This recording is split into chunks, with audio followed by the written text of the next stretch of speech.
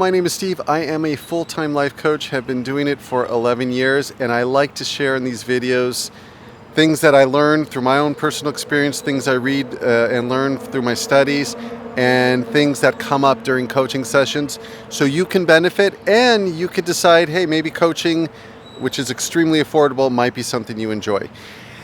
Yesterday, I've been working with this client for a while, and he's really intelligent, extremely intelligent, and has been able to break away from the herd, and very independent thinker, questions everything, and uses rational thought and logic in order to form his decisions and the life path that he's going to take. And one of the things that I'm always working on, and I work with my clients, is minimalism. As you've watched some of my previous videos, it's something I got involved with when I was a teenager. I read Walden and Thoreau, and minimalism is so liberating. It feels so good to live a minimalistic lifestyle, to live life on your own terms, to not have things weigh you down either financially, energetically, or consume your time. And it's just a much more peaceful way to live. When you think about it, our ancestors were not carrying around, our hunter-gatherer ancestors were not carrying around a ton of possessions. They were very light and nimble, and material possessions get talked about a lot. I've talked about digital possessions, and one of the things he brought up yesterday is what he's focusing on is obligation minimalism. And I really like that term. I also like to add into that a responsibility minimalism. Like everything that we add to our lives, there's some form of responsibility that we have to take to it. Like, hey, you get a dog, a lot of responsibility goes with that. You get a relationship partner, there's a lot of responsibility, and you lose a lot of freedom with that, but you do gain a lot. And that's the thing. Minimalism is very unique and different to each and every individual. You got to decide what works for you by calculating the pros and the cons. What are the benefits? What are the costs? And is this something that I want to add to my life?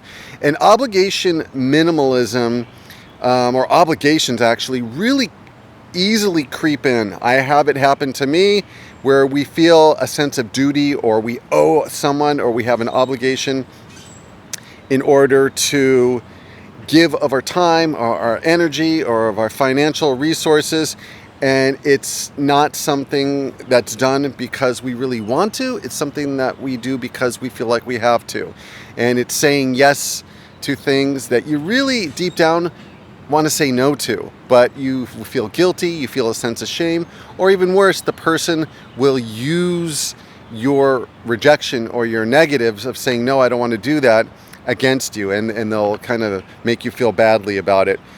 And one of the things, in order to avoid obligation minimalism, which we'll focus on for this session or this video, is obligations are constantly coming at us.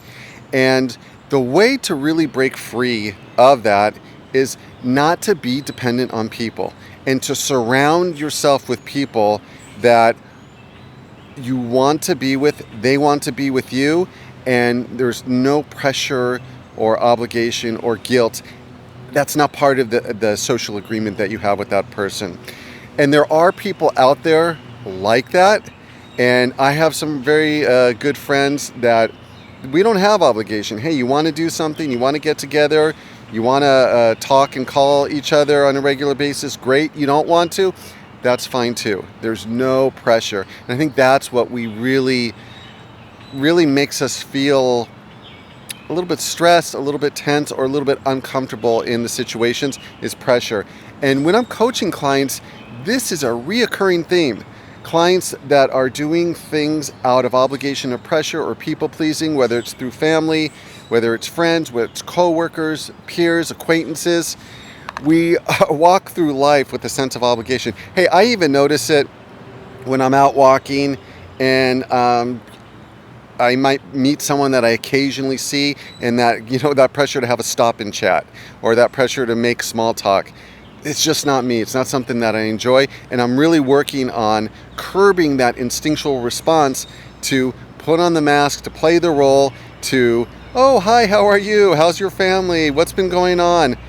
And it's not coming from a pure place. It's not coming from a place that I'm genuinely interested. It's coming from a place of obligation. The small talk is something that really, for an introvert, is extremely draining.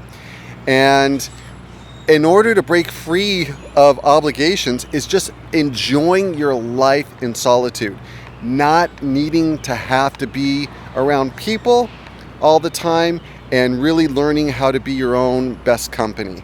And a lot of us struggle with this. I get it. We're social beings. We need to be and want to be around other people. It's healthy to be around other people, but expand your social circle.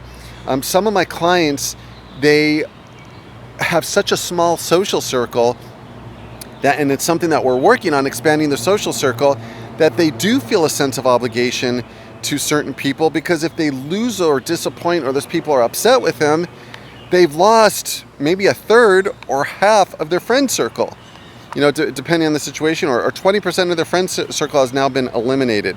And so there is this, they don't have a lot of options. We don't have a lot of options. You don't have a lot of choices. You become a little bit desperate. You become needy, and you go into people-pleasing mode, and you do things that you really don't want to do because you don't want to lose that opportunity. I tell clients, hey, if you're dating, don't just date, especially in the initial stages. Like, don't just focus on one person that you're dating until you know that, hey, this is a person that I want to commit to and be in a relationship. Have a lot of buns in the oven.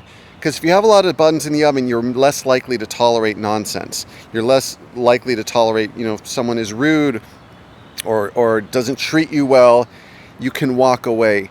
And that's the thing. In negotiations, we always want to be able to walk away. Never walk onto an automobile lot and get attached to a car and not being able to walk away and saying, hey, you don't give me the price I want, I'm walking away.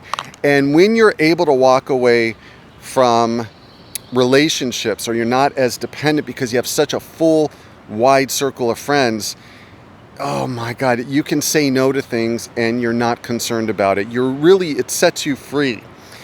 And we need to get out of our comfort zone in order to expand our friend circle. A lot of people make their friend circle in a very lazy way. Just maybe people that live nearby them, or their coworkers, or people they went to school with. And there are, especially with the internet, there are so many great ways to meet people that are like you, are similar to you, have similar values, want to live a similar lifestyle, but you really got to put yourself out there that you'll connect with on a deeper level, and they'll get you, you'll get them. But it's like fishing. You got to go out every day and fish and make yourself uncomfortable if you struggle with those social situations, like some of my clients do. But we work on that, and we help to really build a strong friend circle.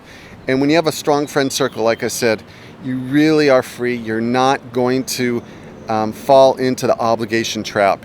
It's so much easier to say, nope, sorry, don't want to do that. And even practice not giving an explanation, because we always feel like when we say no to people, we need to give them an excuse or reason, a rationalization, a justification. Someone invites you to, I give the example, one of my clients, he would get invited to drinks after work, and he doesn't really like to drink. He didn't like hanging out with those people, and he'd always give an excuse. Instead, just say, hey, they say, hey, would you like to go for drinks? No, thank you, but I appreciate the offer. And that's it, and leave it at that. And we feel uncomfortable with saying no. And that's why we give in to obligations. It makes us really, really uncomfortable. That tension and that uncertainty. Is this person going to be mad at me? Are they going to be upset with me if I say no? And get comfortable with being uncomfortable. Avoiding things that make you uncomfortable is the reason why we get into the obligation trap. And it is so liberating practicing just saying no, but saying, hey, thank you for the offer, and then silence, zip your lip and feel that discomfort. And then you start to show your brain nothing catastrophic happens, nothing terrible happens. The person, if the person's a good friend, they'll still stand by your side. I had a really good friend. I had a little bit of an obligation thing Well, it was something that kind of 50-50. I really wanted to go to, but it was it was going to be cost a lot of money. And I just had an open, honest conversation with her about it. And she was so understanding. She was so empathetic. She didn't pressure me. She understood my point of view. And she said, there's absolutely no problem if you're unable to go. And that's a true friend. And having those open, honest conversations really helps us to bond and connect with people, and it feels so good. And you'll know on an intuitive level when something is a little bit off. You've said yes to something, you don't really want to do it, or it's a reoccurring theme where you're feeling the sense of obligation. And listen to that, your intuition. Trust your intuition, follow it, and just talk to people. Talk to them, human to human. And if they're going to use guilt and pressure, you don't have to get in a debate. You don't have to over-explain why you don't want to do something or do want to do something. Just express your feelings, and if they're receptive, then you have a healthy conversation. If they're not and they start to attack you, just disengage. But practice being uncomfortable in social situations. Playing it safe is like living in a social prison. It's so suffocating, and it limits our opportunities of dating partners we can meet, friends that we can meet. So get out there, expand your friend circle, learn to be your own best friend and enjoy your own company, and do things, have hobbies, go on hikes. I frequently go out and do things on my own. I mean, from a very young age, I'd go out to dinner on my own, go to the movies on my own, and I even oftentimes, talk to other people when I'm out. But if you're comfortable with being uncomfortable, you don't need people, you are free. And you'll see how a whole new world opens up to you. If you want ridiculously affordable life coaching, send me an email in the description. If you don't want life coaching, but by the way, everybody benefits from life coaching. And I have clients, I even have students, I have all kinds of clients that are in a tight budget that are able to afford it. And it is life-changing. It really is. And so it's very affordable. Give it a try if you're interested. Consultation is free with no obligation, and the first session is $20. And please like, comment, and subscribe if you find these videos useful. And if you'd like to support the channel, there's a PayPal link in the description. And I read all your comments, and I appreciate all your support. And that extra 30, 60 seconds that it takes to leave a comment means a lot to me. And man, I just appreciate all of you. And this channel's been around for a long time. And I'm very thankful for all the subscribers and viewers. And I look forward to my next video. Talk to you later. Bye-bye.